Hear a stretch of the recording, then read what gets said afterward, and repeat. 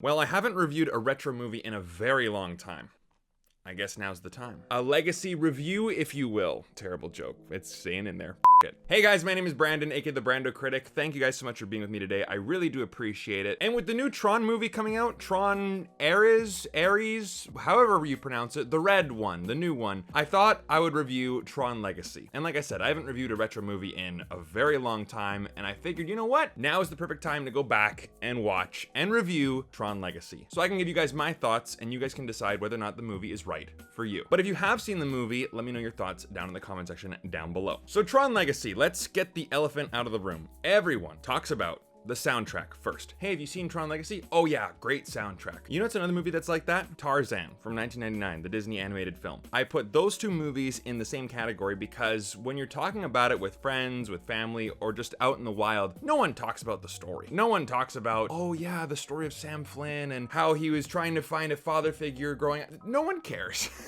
While sure, some people might be talking about the light cycles and the overall production design, but the one thing they talk about is the soundtrack. And it's an amazing soundtrack, just like Tarzan. Now, a little personal story here. I'm from Vancouver, British Columbia, where this movie was filmed, and the new one was also filmed here as well. So sometimes when I'm driving around downtown, the Tron Legacy soundtrack comes up, and it's a great experience. It's really cool. The Lionsgate Bridge, near and around BC Place, especially at night, it hits different. But in terms of the actual movie itself, Tron Legacy was a movie that I thought was one of the coolest movies I've ever seen when I was in my late teens. This movie came out when I was 15 years old, and I saw it for the first time a few years later, so 16, 17, this movie was like the coolest movie in the world. It came out at the perfect time. You guys ever have that when a movie just comes out at the absolute perfect time in your life, or at least you see it at the perfect age? Two movies for me: Transformers, 2007. I was just getting out of elementary school and going into high school. I didn't have middle school back then, but it's the perfect movie to watch when you're 12 years old and it's like, wow, Transformers. And then when you're 16, 17 years old, you want to watch another like cool movie, Tron Legacy. Now, real quick, I guess I should give you my thoughts on the original Tron movie because I had seen it when I was a kid, and it's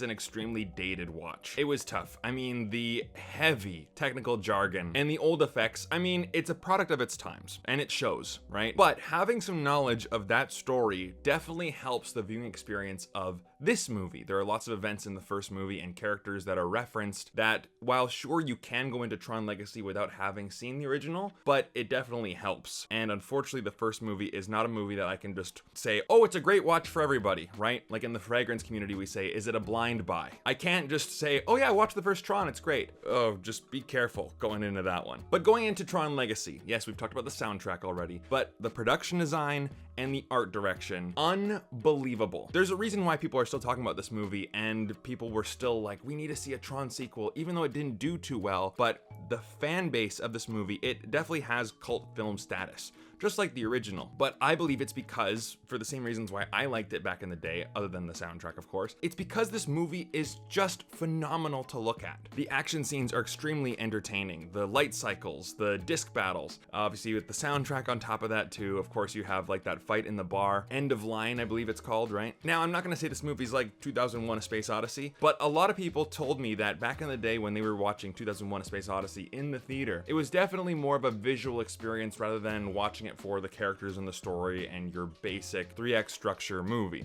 It's in there for sure, but it was more of a visual experience, style over substance. That is the absolute perfect way to describe Tron Legacy. Style over substance, because without the world of the grid and the look and the feel and the sound and the atmosphere, I'm gonna just say it, no one would be talking about this movie. It would just be lost. Like if you had a vision for the grid by some other filmmaker, or it was trying to be like, oh no, it's a totally new system, it's not like the first Tron at all, and it's just this bland, generic slop, it would not have the legacy, quote unquote, that it would have today. It wouldn't have the cult status. It wouldn't have its fan base. It would just be some forgettable, nothing burger of a movie. But this movie has flair. This movie has a style. This movie has flavor. This movie has spunk. It's got pizzazz. It definitely feels unique. But on top of that too, you can tell that this movie is trying to say something deeper than just, you know, generic action adventure movie. Of course, you have the father-son dynamic, right? Like, oh, this is the son carrying on his father's legacy. There's themes about creation on a religious/biblical scale. Something that you would not expect in a Tron movie, but it does get into that creator creation, perfection versus imperfection type of conversation. The responsibility of humanity when it comes to advancing technology and with artificial intelligence. I mean, when this movie came out, it was 2010. And I should also say that this is the first movie that I can remember with like digital de-aging, and it looks pretty good. I mean, you have that Toy Story excuse where it's like, oh, this is the first CG animated movie. Let's make it about toys because we can't make our CGI characters that are humans look real human. They look toy-like. Let's make a movie called Toy Story. Okay, well, this character is supposed to be a program, so he's supposed to look a little strange, but honestly, I think it looks pretty good regardless, even when Jeff Bridges is in the beginning of the movie and he's just his regular self in the real world. By the way, I only live 15 minutes away from that house in the beginning of the movie, and every time I pass by it when I'm walking my dog or something, I'm like, hey, it's the Tron Legacy house. So there's a lot of like bigger allegories at play here, and I like that this movie tackles them. And of course, when you're 15 years old, 16 years old, it's like, wow, this movie's deep, bro, right? However, I think that the main reason why those themes and messages and allegories and all that stuff don't really resonate the way that they're supposed to is because you have the core elements of the movie missing. That is the heart, the characters, and the story. Those are three pretty big elements to get wrong in a movie, and let's go through them. So we have our main character, Sam Flynn, played by Garrett Hedlund. It's ironic because he is supposed to be the user. When you're in the computer, what kind of program are you? What's your computing, whatever? No, I'm a user. I'm the human. Really? Because those programs have more humanity than you do. You are the most bland, boring protagonist. Do I want to say ever in like a big budget action movie like this? But he is completely devoid of charm, charisma, likability. He is just the most boring, wet blanket of a character. I want to say ever. I don't want to be hyperbolic, but man, he sucks. Which is a shame to say. I mean, I've seen him in other things and people say that I look like him. It's just the blonde hair and the white skin. It's nothing. We don't look alike. But yeah, he feels like he's just made up with a bunch of ones and zeros. Thank God for Jeff Bridges' charm and charisma and screen presence. He gives this movie some weight. He gives this movie some credibility. And I mean, it's Jeff Bridges, right? Like, he's amazing in everything. So thank God for him.